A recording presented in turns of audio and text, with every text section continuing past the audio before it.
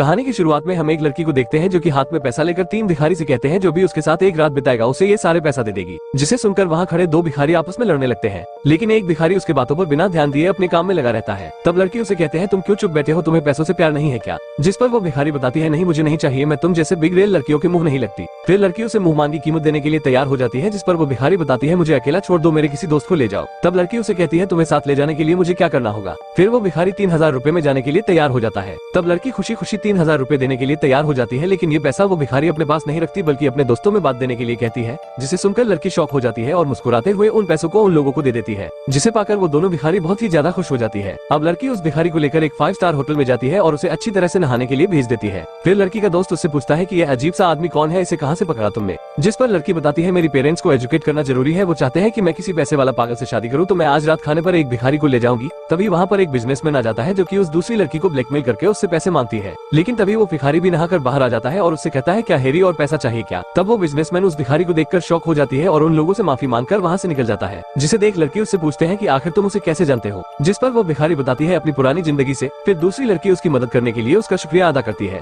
अब वो भिखारी उस अमीर लड़की को अच्छा लगने लगा था, जिस पर उसकी दोस्त बताती है क्या तुम्हें उससे प्यार हो गया है? जिस पर लड़की बताती है मुझे और इससे प्यार बिल्कुल नहीं। लेकिन थोड़ी देर बाद जब भिखारी शेविंग करके बाहर आता है तो लड़की उसे देखता ही रहता है क्योंकि वो भिखारी काफी हैंडसम लग रही थी। फिर लड़की उसे कोट पहनकर तैयार होने के लिए कहती है। अब वो भिखारी उस लड़की से कहती है तुम्हें मेरी जरूरत क्यों है? जिस पर लड़की बताती है कि मेरे पेरेंट्स चाहती है कि मैं किसी अमीर आदमी से शादी करूं, फिर वो चाहे कोई भी हो, उसके पैसों के सामने उनकी सारी चीजें बेकार है। तब लड़का बताता है क्या तुम्हें अमीर पति नहीं चाहिए? जिस पर लड़की बताती है मुझे कोई फर्क नहीं पड़ता कि उसके पास कितना पैसा है, मुझे बस सच्चा प्यार चाहिए। मैं चाहता हूँ कि मेरी पेरेंट्स ये बात समझे कि किसी के पास कितना पैसा है इससे कोई फर्क नहीं पड़ता। अब लड़की उसे भिखारी को सूट बूट में देखकर उसके प्रति ये ट्रक होने लगता है। लड़की धीरे धीरे उस भिखारी को पसंद करने लगी थी और उसे मिलवाने के लिए अपने मम्मी पापा के पास ले जाने लगता है। फिर लड़की जब होटल में पहुंचती है तो उसका एक्स बॉयफ्रेंड पहले से ही वहां पर होता है, जो कि उसे देखकर उसके मम्मी पापा के सामने ही उसे फिर से रिलेशन में आने के लिए धमकाने लगती है। वो उसे कहती है अगर तुम मुझे रिजेक्ट कर दोगी मैं तुम्हारे पापा की कंपनी खरीद कर उसे कंगाल कर दूंगा, फिर तुम और तुम्हारे फैमिली को मेरे आगे भीख मांगना पड़ेगा। लेकिन तभी वहाँ पर वो भिखारी आ जाता है, जिसे देख लड़की का एक्स बॉयफ्रेंड घबरा जाती है। फिर वो कहता है मिस्टर फ्लेम आप और मैं एक साथ, मुझे किसी ने बताया क्यों नहीं? अगर मुझे पता होता कि आप दोनों एक साथ तो मैं कभी भी ऐसा नहीं करता।